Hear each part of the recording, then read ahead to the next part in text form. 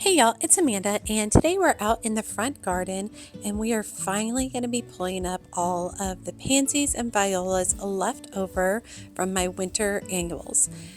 I love planting pansies and violas. They are a flower that I am very obsessed with. I buy them from the nursery, I grow them from seed. I love including them in my garden starting in November, and they make it all the way till the end of May for me each season. Now, once it gets hot, they are definitely cool season plants, so they are very unhappy. I have heard of some people trimming them back significantly, but that's just never anything that I've done. So I like to just pull them all out and replace them.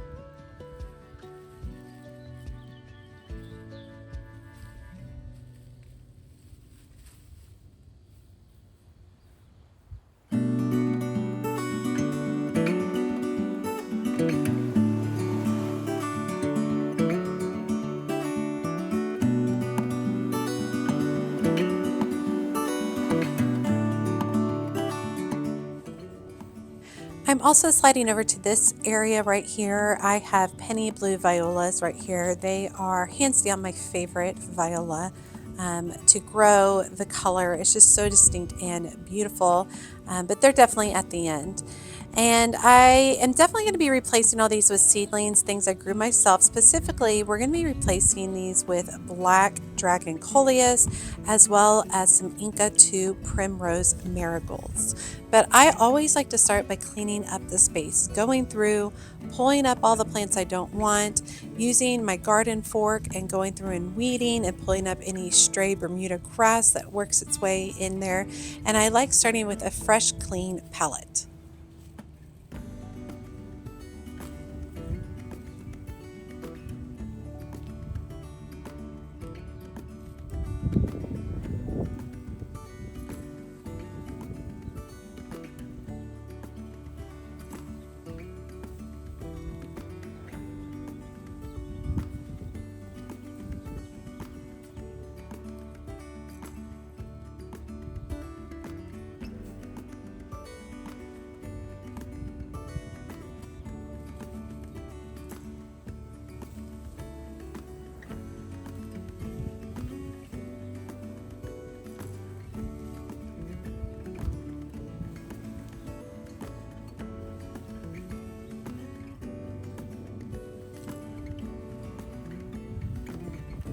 And here I am focusing on one of my big goals this year is to clean up after myself. So before I go on to the next step, I am making sure I pick up all my debris out here, especially in my front garden, because this faces out. In the back garden, I literally just leave all of the weeds and stuff to die on the ground. But here I want it nice and clean.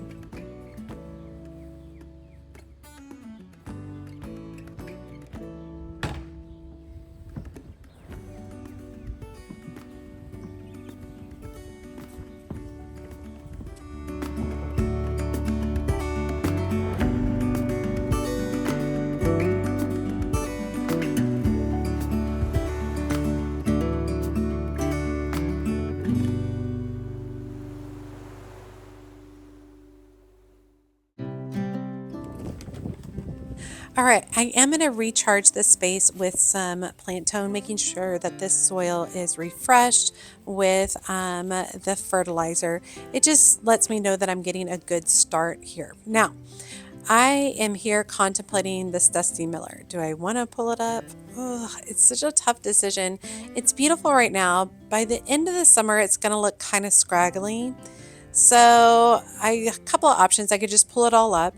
I could trim it, prune it back a little bit, or I can just leave it. And in the end, I decided to just leave it. I really like the color and the fluffiness of it. And if it continues to not look good as we go on into the summer, then I can always trim it back then.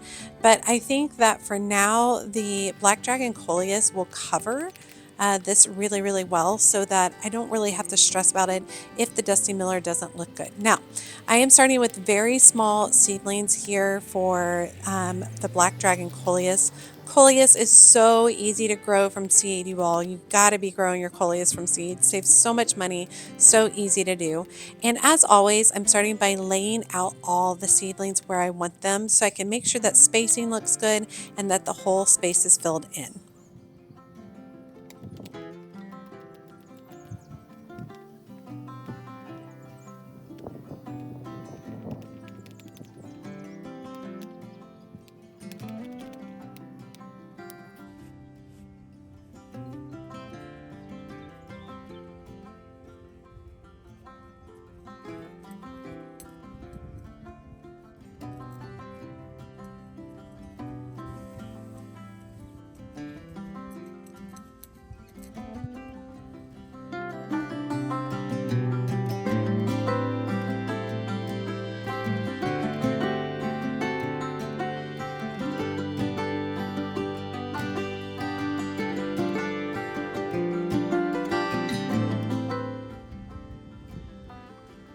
Now I am going to make sure that I tuck in a few of these Coleus seedlings amongst the Rudbeckia and the Dianthus to the right.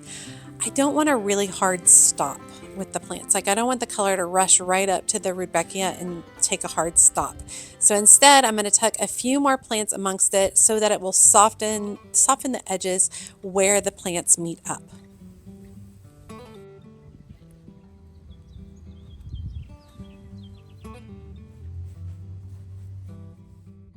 Black Dragon Coleus is prized for its deeply ruffled foliage in rich burgundy to near black shades. It grows 12 to 18 inches tall and thrives in part shade to shade with consistently moist soil. This dramatic foliage plant adds season-long color to containers, borders, and shade gardens. Okay, this next little space I'm going to clear out. This used to have a Dutch iris there earlier in the spring, and they've all been cut back since. And so now I'm just going to go through and do some weeding. There's some Bermuda grass growing up, just kind of getting that area cleaned up. I scared myself with a worm that was flopping around. He eventually dug himself back down into the soil. But just doing a general cleanup. And then in this area is where I'm going to put those Inca 2 primrose marigolds, which have just this really pale, soft yellow tone with giant blooms. Absolutely gorgeous.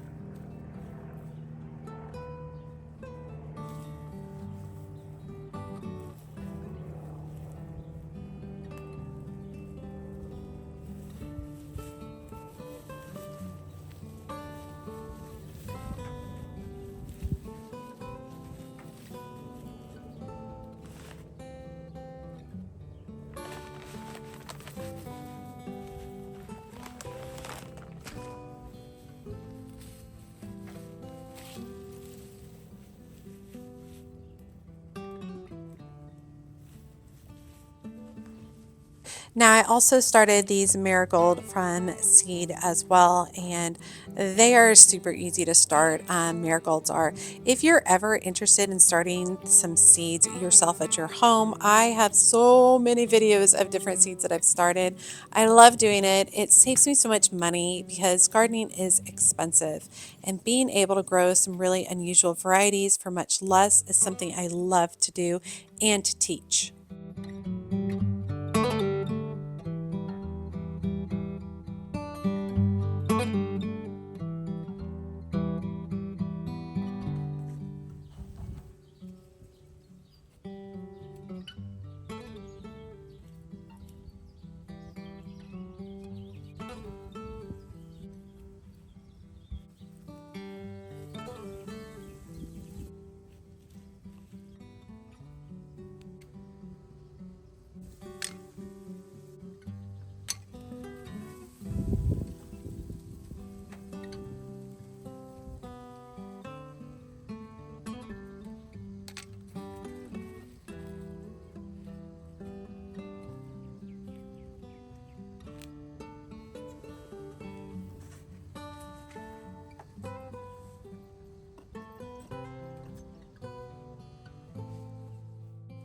Inca 2 Primrose Marigold produces large, fully double, soft yellow blooms that can reach 4 inches across.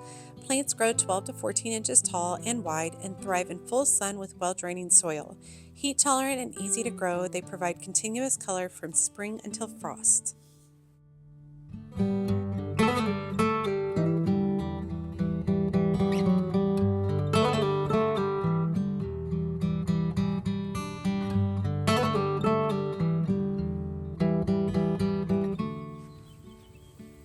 Now for both these Coleus and Marigold seedlings, I will need to make sure that I'm watering them on a daily basis so that they don't dry up. I also am going to need to pinch these. Once they hit about that 6 to 10 inches mark, I'll need to pinch them back so that they will produce side shoots and become bushier plants. If I don't, these will just grow one stalk straight up. And that's not really what I'm looking for in this area. I want nice, bushy, full plants. All right. I hope you guys have enjoyed today's video. It's a simple one, but an important one because sometimes gardening isn't all about the big projects. Sometimes it's about the simple, small ones. All right, you all. As always, she's a mad gardener or a decorator or anything else that she wants to be. Thanks, y'all.